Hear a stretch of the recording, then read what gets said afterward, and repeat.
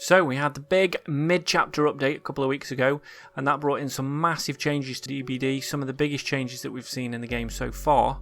And obviously as part of that, some little things haven't quite gone according to plan, and they've now started to roll out a few bug fixes to tweak some of the things that changed, nerf them potentially, roll a couple of things back and fix a few issues. So today we've got two bug fixes going live. We've got the 6.1.2 and 6.1.3 for different platforms. It does say in the update here that it doesn't matter which update you get, you still will be able to play together. It just means one set of platforms, it doesn't say which that is getting an additional fix for the Bloodweb, but it won't affect crossplay and who you can play with. So the big changes are to the perks. So Thanatophobia, they found that this had now become too powerful after the latest update, so they've nerfed it slightly.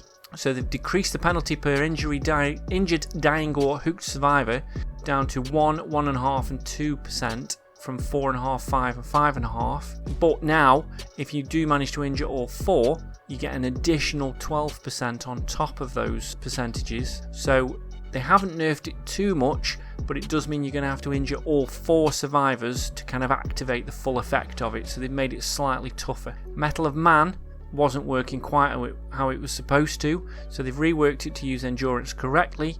After you earn 2 protection hits, the perk activates. Once activated, you get endurance status effect. While you've got endurance, the killer will be able to see your aura from 12, 14 or 16 meters away, and it will deactivate once endurance is lost. Deadman's Switch, they've decreased the activation duration to 20, 25 and 30 from 35, 40 and 45. And Pain Resonance, affected generators now interrupt survivors that are repairing them. This does not notify the killer with a scream though. So they got into a bit of an issue where it wasn't interrupting survivors and it was stacking. So that's now been stopped. So it does interrupt them, but it doesn't notify the killer. Big news for all the Clown mains. Clown has now been fixed and re-enabled. There was a little bug with that I think it was haste effect was staying permanently active. I think that's right. And so they kill switched him last week maybe. While they fixed it, that's now been fixed, so Clown is now back. They fixed the localization of the Master Challenge Furious Destruction in Tome 2 Level 2. They replaced the orange glyph challenge for a red glyph, and add-on rarity and low-level Bloodwebs increases as you increase your prestige level, which is good news because a lot of people were saying they were prestiging and still weren't seeing particularly good rarity items in the Bloodweb, so that's been fixed as well. So the big thing is with the orange glyph, it was giving people motion sickness, and also if you look down these bug fixes, somewhere it says there's an issue where there we go, orange glyph SFX to remain despite completing the requirements. So not only was the orange glyph giving people motion sickness, but the effects weren't going away even after you completed it. So for the moment they've removed the orange glyph.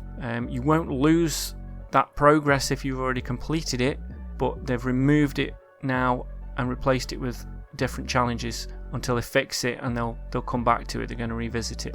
So as you can see, there's quite a few other bug fixes, small things, visual issues when pressing the upgrade button. I'll let you read all these yourselves. I'm not going to go through every single one, just little minor fixes. So the big fixes are the ones we've already discussed, are to the perks. So they have said this is probably the first of a few little updates that might be coming out. They did do that big mid-chapter patch with lots of changes, and they are just letting that settle down. They're seeing how players change their play style now that the new update is out.